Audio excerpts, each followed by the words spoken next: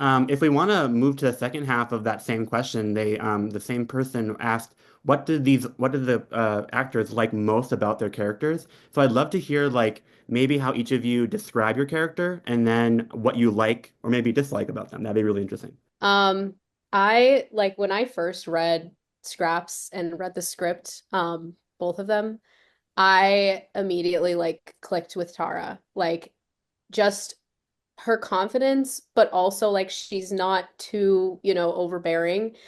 She's just very comfortable in who she is and like she doesn't make it her entire, personality. But just like the way that she's, so confident and so kind of like gentle and like she just wants to help Gus out and she's smart and she's tender and she just kind of shows up like she's always going to be there.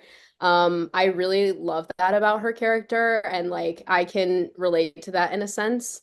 I feel like her and I have a lot of, similar traits. And I think like to this day, Tara is probably like one of the only characters that I have truly like resonated with in my personal life. So it felt like very natural for me and it was great. And then what was the other question about our character? Like, I think you answered both. It was what you like about them and how you would describe them. So you did a great job. oh, cool.